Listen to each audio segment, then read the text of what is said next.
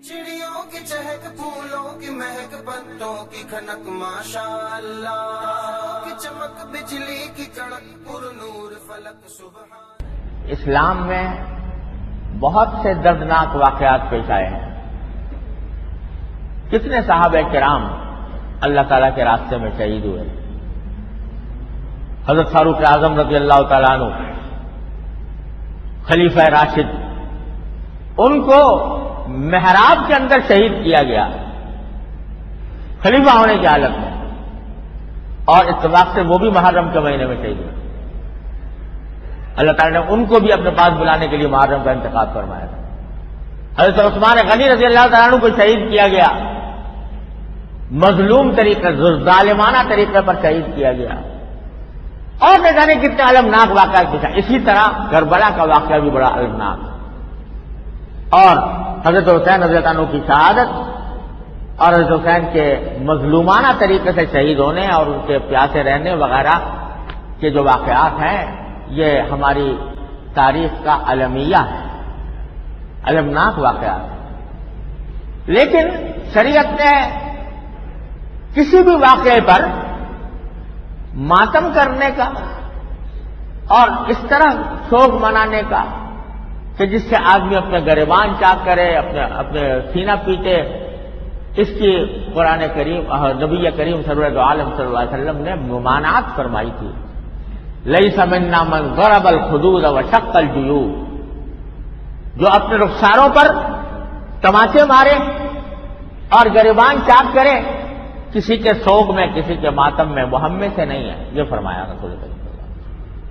और खुद हजरत हुसैन रज़ी अल्लाह ताला अन्हु ने जो खुतबा दिया है आखिर में, उसमें जो वसीयत फरमाई है, उस वसीयत के अंदर ये बात भी दाखिल है कि अगर मैं शहीद हो जाऊं तो मेरे ऊपर उस तरह का नौहा मत करना जो जाहिलियत के जमाने में लोग किया करते थे। इससे ममानात की है।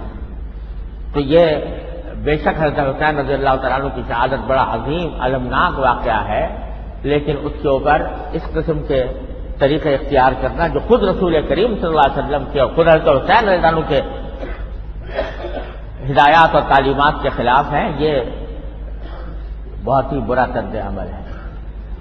कुछ लोग हैं जो ये करते हैं, इसको दीन का हिस्सा समझते हैं, अपने दीन का हिस्सा उन्होंने समझा हुआ है। लेकिन जो हजरात के जो अहले सुन्नत हैं और नबी करीम सल्लल्लाहु अलैहि वसल्लम और साहबे किराम रज़ी अल्लाह ताला अन्हु के तरीके पर अपनी जिंदगी गुजारना चाहते हैं, उनको इससे मुकम्मल परहेज करना चाहिए और इससे अपने आप को दूर रखना चाहिए। अलबत्ता ये जरूर है कि हर एक आदमी अपने किए का मुकल्लफ है। हर एक आदमी नसीहत की जा सकती है, फहमाइश की जा सकती है, दलाइल के साथ किसी के मौक़िफ़ को गलत कहा जा सकता है, लेकिन उसको बाहमी खूंरेजी का जरिया बनाना और आपस में लड़ाई झगड़े का जरिया बनाना, यह किसी तरह हमारे दीन की तालीम नहीं है कि हम उसके बिना पर एक दूसरे के खून के प्यासे हो जाएं, एक दूसरे की जान लेने लगे। अफसोस है कि जब मुहर्रम का महीना आता है तो ये खतरे महसूस किए जाते हैं कि कहीं आपस में लड़ाई और खूंरेजी शुरू ना हो जाए। तो ये किसी तरह भी मुसलमानों के लिए ये दुरुस्त नहीं है कि वो खूंरेजी का इर्तिकाब करें या दूसरों के जान माल पर हमले करें।